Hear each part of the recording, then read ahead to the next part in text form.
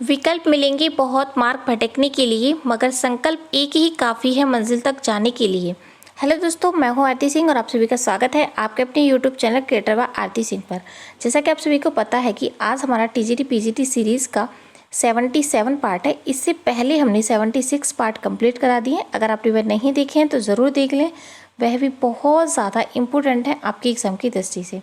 आज का जो टॉपिक है वह हमारा राम कुमार से संबंधित है और राम कुमार से संबंधित जितने भी क्वेश्चन बनते हैं हमने उन सभी को इस वीडियो में इंक्लूड किया है। इसलिए वीडियो को लास्ट तक जरूर देखें, वीडियो स्किप ना करें, क्योंकि वीडियो बहुत ही ज़्यादा हेल्पफुल होने वाली है आपके एग्ज़ाम की दृष्टि से। वीडियो स्टार्ट करने से पहले बता दूं, जिन लोगों ने अभी तक चैनल को सब्सक्राइब नहीं किया है वो सब्सक्राइब कर लें ताकि आपको नोटिफिकेशन मिलता रहे और आपसे कोई वीडियो मिस ना हो। वीडियो स्टार्ट करते हैं बिना अपना टाइम वेस्ट किए हुए। अगर फ्रेंड्स हम राम कुमार के जन्म की बात करें कि इनका जो जन्म हुआ था कहाँ पर हुआ था और कब हुआ था, तो इनका जो जन्म हुआ था, अगर फ्रेंड्स हम इनके राज्य की बात करें तो हिमाचल प्रदेश के शिमला में हुआ था। अगर फ्रेंड्स समय की बात करें तो इनका जो जन्म हुआ था 23 सितंबर सन 1924 में हुआ था। इंपॉर्टेंट क्वेश्चन रहेगा।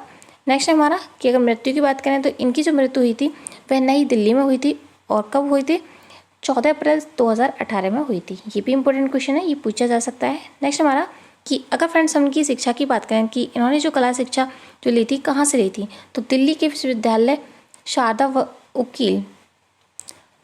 उकील कला विद्यालय नई दिल्ली से ली थी। ये पूछा जा सकता है कि जो राम कुमार थी उन्होंने कला की जो शिक्षा ली थी कहाँ से ली थी, तो दिल्ली विश्वविद्यालय में शारदा उकील कला विद्यालय से ली थी, जिसकी जो स्थापना की थी वो शारदा उकील चंद के द्वारा ही की गई थी दिल्ली में। ये भी पूछा जा सकता है कि जो शारदा उकील चंद विद्यालय कहाँ पर है, तो वो नई दिल्ली में। नेक्स्ट हमारा कि अगर फ्रेंड्स हम इनकी पेरिस की बात करें कि इनके जो पेरिस के जो कलाकार रहे थे, इनकी कला गुरु रहे थे, वो कौन कौन रहे थे, तो उनमें एक थे आंद्रे होते तथा फर्नांडो लिंगर। इन दोनों के नेतृत्व में इन्होंने पेरिस में कला की शिक्षा ली थी। ये भी इंपॉर्टेंट क्वेश्चन है, पूछा जा सकता है। नेक्स्ट हमारा कि अगर फ्रेंड्स हम इनकी प्रसिद्धि की बात करें कि किस कार्य के लिए प्रसिद्ध थे, तो ये चित्रकार थे, एक साथ के साथ लेखक कहानीकार थे और कला समीक्षक। ये इन 3 कार्य के लिए प्रसिद्ध थे, यानी कि इन 3 विषय से संबंधित इन्होंने प्रसिद्धि प्राप्त की थी। लेकिन मुख्य रूप से बात करें तो ये एक भूदृश्य चित्रकार थे और एक अमूर्त कलाकार। इनके बारे में अगर मुख्य रूप से पूछा जा सकता है तो ये एक प्रसिद्ध रूप से भूदृश्य चित्रकार थे और एक अमूर्त कलाकार। इंपॉर्टेंट क्वेश्चन रहेगा। नेक्स्ट हमारा कि अगर फ्रेंड्स आपसे पूछा जाता है कि जो राम कुमार थे उनके बड़े भाई का क्या नाम था, तो उनके बड़े भाई का नाम था निर्मल वर्मा, जो कि बहुत ज़्यादा मशहूर थे किसके लिए, लेखन कार्य के लिए। ये पूछा जा सकता है दिल्ली शिल्प चक्र के वह कौन से कलाकार हैं जिनके भाई जो थे वो लेखन कार्य के लिए प्रसिद्ध थे, तो वो कौन थे, निर्मल वर्मा।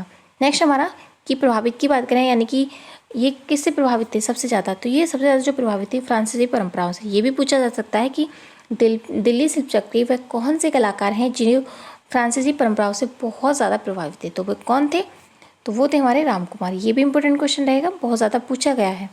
नेक्स्ट हमारा कि अगर फ्रेंड्स हम शिक्षक की बात करें कि इन्होंने जो शिक्षक कार्य किया था कहाँ पर किया था, तो जे स्कूल ऑफ आर्ट मुंबई में किया था। ये भी इंपॉर्टेंट क्वेश्चन है। नेक्स्ट हमारा कि अगर फ्रेंड्स हम इनके कला गुरु की बात करें, यानी कि इनको जो शिक्षा प्राप्त की थी यानी यहाँ पर भारत में, तो किसके संदिग्ध में रहकर की थी, वो थे सैलोज मुखर्जी। ये भी इंपॉर्टेंट क्वेश्चन रहेगा। नेक्स्ट हमारा कि अगर फ्रेंड्स हम इनके उपनाम की बात करें कि ये किस नाम से जाने जाते हैं, इनके उपनाम कौन कौन है, मनुष्य की सभ्यता के चित्तेरे ये बोला गया है। तो ये भी चीज़ पूछा जा सकता है कि वह कौन से कलाकार हैं जिन्हें मनुष्य की सभ्यता के चित्तेरे कहा गया है, तो वो कौन थे, राम कुमार थे। नेक्स्ट है कि प्रभाव की बात करें, एक ही भारत में ये किस किस से प्रभावित थे, कला गुरु तो इनके सैलोज मुखर्जी थे, लेकिन इनके प्रभाव जो था वो किस किस का था, मातिश था, ब्रॉक तथा पिकासो। ये भी इंपॉर्टेंट क्वेश्चन पूछा जा सकता है। नेक्स्ट हमारा कि कथन की बात करें, यानी कि इनके द्वारा एक कथन बोला गया जिस वक्तव्य बोलते हैं, भारतीय चित्रकला यहाँ के जनजीवन की उपज है। ये पूछा जा सकता है कि दिल्ली शिल्प चक्र के किस कलाकार के द्वारा भारतीय चित्रकला यहाँ के जनजीवन की उपज का वाला वक्तव्य बोला गया है, तो कौन थे, राम कुमार। ये भी इंपॉर्टेंट क्वेश्चन रहेगा, ज़रूर याद रखना। नेक्स्ट हमारा आपको एक चीज़ बता दूं, मैंने आपको बताया था कि इनके भारतीय जो कला गुरु रहे थे वो सैलोज मुखर्जी थे, लेकिन विदेशी रहे थे वो भी मैं आपको बता चुकी हूँ। लेकिन प्रभावित की बात जो करें तो प्रभावित जो थे, एक तो ये फ्रांसीसी परंपराओं से संबंधित थे और दूसरा ये प्रभावित जो थे जो विदेशी कलाकार थे विदेशीवाद से, वो एक मातिश, ब्रॉक तथा पिकासो, इनसे प्रभावित थे। प्रभावित अलग बात है लेकिन कला गुरु होना एक अलग बात है, ये चीज़ आप याद रखना। नेक्स्ट हमारा कि इनको न्यूयॉर्क का जो फेलोशिप मिला था वो कब मिला था, सन 1970 में मिला था। यहाँ पे मैं जितनी भी चीज़ें बता रही हूँ इंपॉर्टेंट क्वेश्चन है, आप उन सभी को नोट डाउन कर लेना। इनके जितने भी मैं पुरस्कार हैं उन सभी को मैंने यहाँ पे ऐड किया है। नेक्स्ट है कि पद्मश्री की बात करें, जो कि भारत सरकार द्वारा दिया जाने वाला चौथे नंबर का पुरस्कार है, लेकिन पद्म की सीरीज़ में बात करें तो जो पद्मश्री है वो तीसरे नंबर का पुरस्कार है। लेकिन अगर ओवरऑल जो सर्वोच्च पुरस्कार होते हैं भारत सरकार द्वारा दिए जाने वाले, ये उनकी श्रेणी में चौथे नंबर का पुरस्कार है, लेकिन पद्म की सीरीज़ में तीसरे नंबर का। नेक्स्ट हमारा कि पद्म भूषण जो मिला था इनको कब मिला था, 2010 में, और पद्मश्री जो मिला था 1972 में। तो ये भी चीज़ याद रखना, इंपॉर्टेंट क्वेश्चन है। जो पद्म भूषण है वो कितवें नंबर का पुरस्कार है, तो ये हमारे दूसरे नंबर का पुरस्कार है पद्म की सीरीज़ में। नेक्स्ट हमारा life time achievement award Delhi सरकार द्वारा जो राम कुमार को जो पुरस्कार दिया गया था कब दिया गया था, तो वो 2010 में दिया गया था। ये भी इंपॉर्टेंट क्वेश्चन रहेगा। आपको एक चीज़ बता दूं कि ये लाइफ टाइम अचीवमेंट अवार्ड और पद्म भूषण जो है वो एक ही समय पर दिए गए थे, यानी कि एक ही ईयर में मिले थे। नेक्स्ट हमारा ललित कला अकादमी का फेलोशिप जो पुरस्कार जो मिला था, यानी सदस्य जो बने थे कब बने थे, तो 2011 में। ये भी इंपॉर्टेंट क्वेश्चन है। यहाँ पर मैंने इन तीनों चारों को सीरीज वाइज लगाया, आप अच्छे से इन्हें रट लेना या फिर नोट डाउन भी कर लेना साथ के साथ, ताकि जो चीज़ें लिखने से ज़्यादा स्ट्रांगली याद होती हैं। नेक्स्ट हमारा कि उत्तर प्रदेश सरकार ने किस कहानीकार के रूप में सम्मानित किया था, यानी कि वह कौन थे जिन्हें उत्तर प्रदेश सरकार द्वारा कहानीकार के रूप में सम्मानित किया गया था, तो वो कौन थे, राम कुमार थे, और उनको कब किया गया था, 1975 में। ये भी इंपॉर्टेंट क्वेश्चन है। अब यहाँ पर जो प्रीवियस पेपर में क्वेश्चन पूछे जाते हैं उनके बारे में जान लेते हैं। यहाँ पर मैंने उन सभी को नोट डाउन किया है, आप भी नोट डाउन कर लेना। फर्स्ट हमारा कि राम कुमार का जो जन्म हुआ था कब और कहाँ पर हुआ था, ये चीज़ मैं आपको ऊपर बता चुकी हूँ कि उनका जो जन्म हुआ था 1924 में मिला था। कहाँ पर, हिमाचल प्रदेश के शिमला शहर में हुआ था। नेक्स्ट हमारा चित्रकला अध्ययन के लिए पेरिस कब गए थे, यानी कि जो राम कुमार थे वो अपनी चित्रकला के अध्ययन के लिए कब गए थे पेरिस, तो सन 1950 में गए थे। ये भी पूछा जा सकता है और पूछा गया है। नेक्स्ट हमारा कि भारत के अग्रणी सर्वश्रेष्ठ अमूर्त कलाकार जो माने जाते हैं वो कौन माने जाते हैं, जैसे कि मैंने आपको बताया कि एक प्रसिद्ध रूप से भूदृश्य चित्रकार और उसके साथ के साथ एक अमूर्त कलाकार थे, तो वो कौन थे, राम कुमार। ये भी इंपॉर्टेंट क्वेश्चन है। नेक्स्ट हमारा राम कुमार ने प्रारंभिक जो कला शिक्षा थी वो कहाँ से ली थी, तो उन्होंने शारदा चरण उकील स्कूल ऑफ आर्ट नई दिल्ली से ली थी। ये भी चीज़ मैं आपको ऊपर बता चुकी हूँ। नेक्स्ट हमारा राम कुमार की चित्रों की जो पहली प्रदर्शनी थी कब और कहाँ पर लगी थी, तो इनके चित्रों की जो पहली प्रदर्शनी लगी थी वो दिल्ली में लगी थी। नेक्स्ट हमारा कि अगर फ्रेंड्स, और जो लगी थी वो सन 1945 में लगी थी। ये टाइपिंग एरर है, ये यहाँ पर लिखा था, सन 1945 में लगी थी। नेक्स्ट हमारा भारत का पहला अमूर्त कलाकार किसे माना जाता है, ये वाला क्वेश्चन 2 से 3 बार पूछा गया है, तो जरूर याद रखना। तो किसे माना गया है, राम कुमार को। नेक्स्ट हमारा कि अगर फ्रेंड्स आपसे पूछा जाता है कि जो राम कुमार थे उनकी चित्रकारी के अलावा और किस में रुचि थी, वो एक चित्रकार तो थे ही, साथ में वे एक लेखन कलाकार भी थे। ये चीज़ मैं आपको पहले बता चुकी हूँ कि वे एक लेखक थे, इतिहासकार थे और एक चित्रकार थे। नेक्स्ट हमारा कि राम कुमार ने किसके संदिग्ध में रहकर कला सीखी थी, तो घनवादी कलाकार फर्डिनेंड लेंगर, आंद्रे लाहोर चित्रकार। ये चीज़ भी मैं आपको ऊपर बता चुकी हूँ। लेकिन जो प्रभावित की बात करें, ये किस कलाकार से या किस पाश्चात्य कलाकार से प्रभावित थे, तो पिकासो, ब्रॉक और मातिस से थे। नेक्स्ट है हमारा कि अगर फ्रेंड्स आपसे पूछा जाता है कि जो राम कुमार प्रमुख रूप से किस लिए जाने जाते हैं, तो ये एक अमूर्त घनवादी दृश्य चित्रकार के रूप में जाने जाते हैं। जैसे कि मैंने आपको बताया कि जो प्रभावित जो थे वो पिकासो, ब्रॉक थे, लेकिन जो ब्रॉक और पिकासो थे वो किस बात से संबंधित थे, वो घनवाद से संबंधित थे। कि इंपॉर्टेंट क्वेश्चन रहेगा और ये पूछा गया है। नेक्स्ट हमारा कि केंद्रीय ललित कला अकादमी ने राम कुमार को किस वर्ष राष्ट्रीय पुरस्कार से सम्मानित किया था, तो जो केंद्रीय सरकार थी उसके द्वारा जो पुरस्कृत किया गया था 1956 और 1958 में किया गया था, यानी कि 2 बार किया गया था। इंपॉर्टेंट क्वेश्चन रहेगा, ये पूछा जा सकता है कि कितनी बार किया गया था या कब कब किया गया था। नेक्स्ट है हमारा कि यह किसके द्वारा कहा गया है कि मैं अपने चित्रों में बिंबों द्वारा अपने अनुभवों को स्वीकार करने का प्रयास करता हूँ, तो वो कौन थे, राम कुमार। ये भी इंपॉर्टेंट क्वेश्चन है। इनके द्वारा मैंने 2 वक्तव्य आपको बता दिए हैं, दोनों ही बहुत ज़्यादा इंपॉर्टेंट है।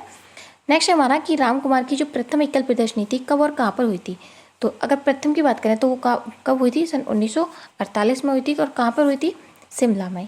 ये भी इंपॉर्टेंट क्वेश्चन है। नेक्स्ट हमारा कि प्रसिद्ध बनारस चित्र घाट चित्र श्रृंखला जो थी वह किसके द्वारा बनाई गई थी, तो वह भी राम कुमार के द्वारा बनाई गई थी और ये बहुत बार पूछी है, आपने देखा होगा प्रीवियस पेपर में ये वाला क्वेश्चन बहुत बार पूछा गया है। नेक्स्ट हमारा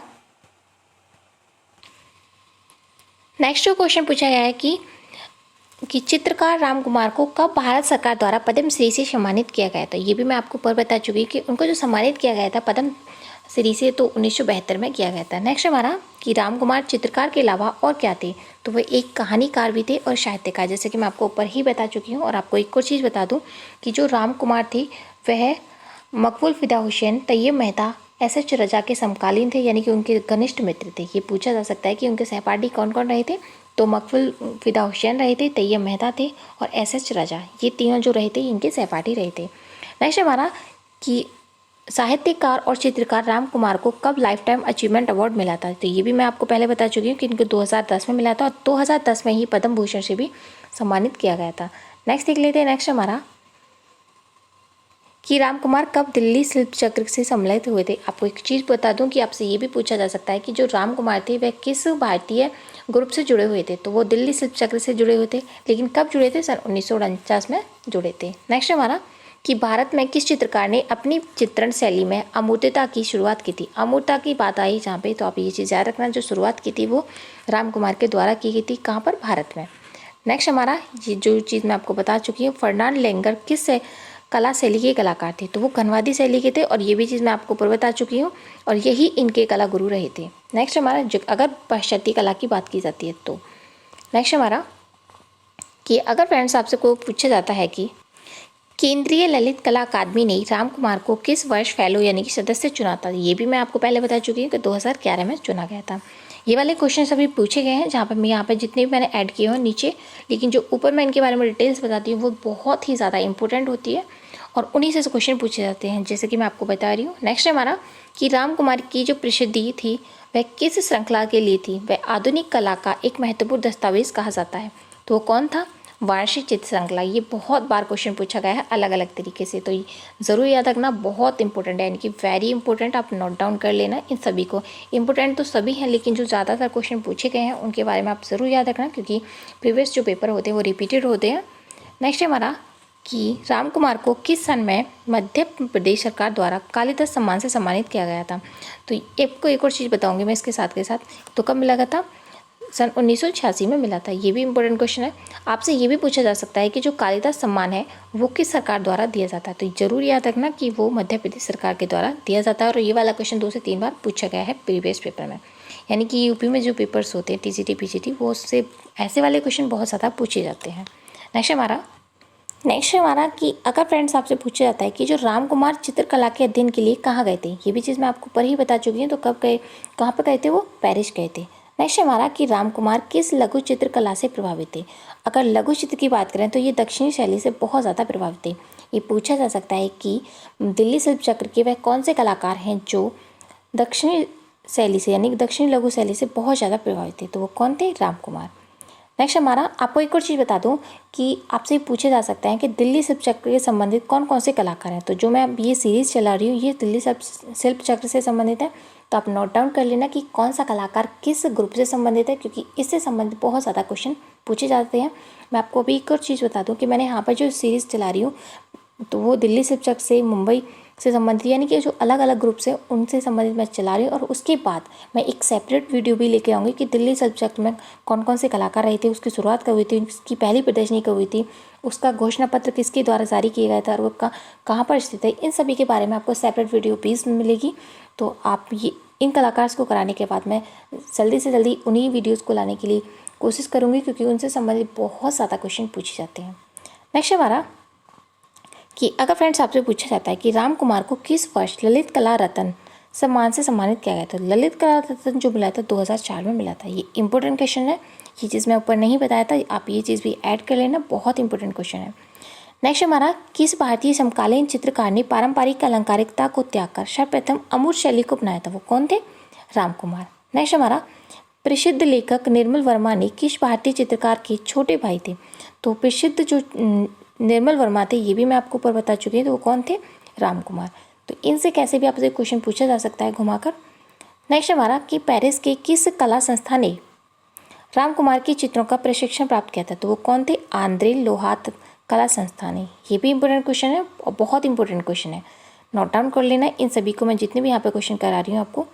नेक्स्ट हमारा चित्रकार और कहानीकार राम कुमार द्वारा रचित कहानी संग्रह कौन सा है। तो उनके द्वारा जो रचित जो कहानियाँ हैं वो कौन कौन सी थी? हुंसा बीबी, एक चेहरा, झिंगरों का स्वर और समुद्र और आदित्य। ये सभी जो कहानियाँ थी ये उनके द्वारा लिखी गई थी, जो कि बहुत ज़्यादा प्रसिद्ध रही थी और इम्पोर्टेंट है।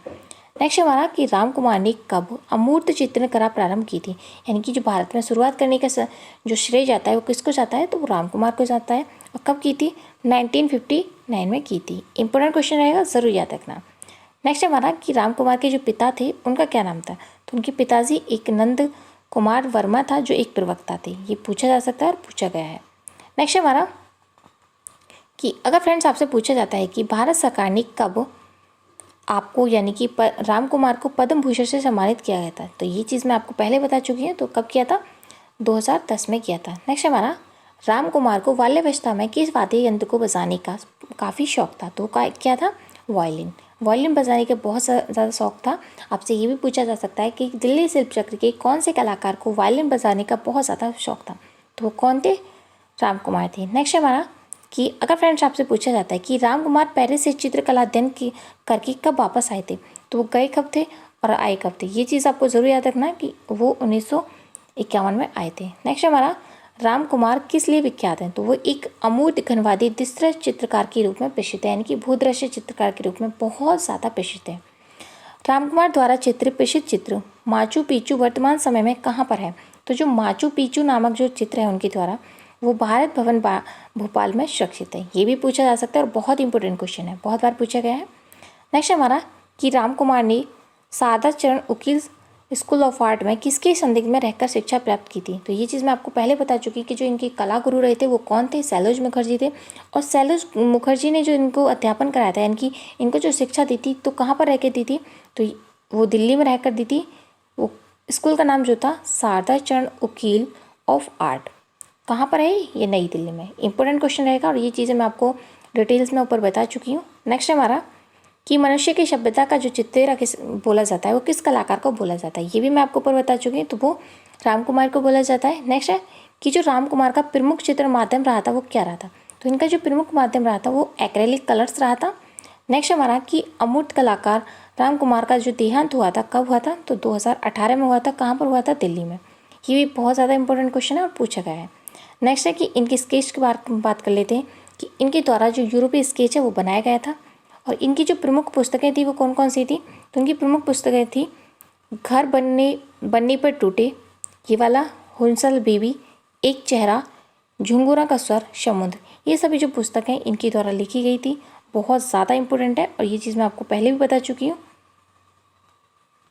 राम कुमार के चित्रों में एक चीज़ विशेष थी कि उनके चित्रों में उदासी दिखाई देती है। ये भी पूछा जा सकता है कि वह कौन से कलाकार थे दिल्ली शिल्प चक्र के जिनके चित्रों में उदासी दिखाई देती है, तो वो कौन थे, राम कुमार। इंपॉर्टेंट क्वेश्चन रहेगा, तो इन सभी को नोट डाउन कर लेना। इनके इंपॉर्टेंट जो चित्र रहे थे उनके बारे में आपको बता देती हूँ कि इनका एक चित्र था श्रद्धांजलि। नेक्स्ट था बसंत, बेरोजगार, कौतूहल, दो बहनें जो कि लिथोग्राफ में है, उड़ान, स्वप्न, वसंत, सेंट ऑफ डाउन, उदास चेहरा, श्रद्धांजलि, अलविदा, लाइफ ऑफ जर्नी। ये पूछा गया है कि लाइफ जो जर्नी है वो किसके द्वारा बनाया गया है, तो जो लाइफ ऑफ जर्नी है वो राम कुमार के द्वारा बनाया गया था। ये भी इंपॉर्टेंट है। नेक्स्ट है पीड़ा, युद्ध। इनके चित्रों में जैसे कि मैंने आपको बताया कुल मिलाकर इनके चित्रों में जो ज़्यादा से ज़्यादा उदासी दिखाई गई है, तो ये जो इनके जो चित्र रहे थे वो ज़्यादा दुखी से प्रभावित थे, उदासीपन था। तो आप उस चीज़ से अंदाज़ा लगा सकते हैं कि इस कलाकार के द्वारा बनाया गया था। इनके द्वारा एक और चित्र बनाया गया था, बहुत ज़्यादा फेमस रहा था और ये पूछा जा सकता है कौन सा चित्र था, लद्दाख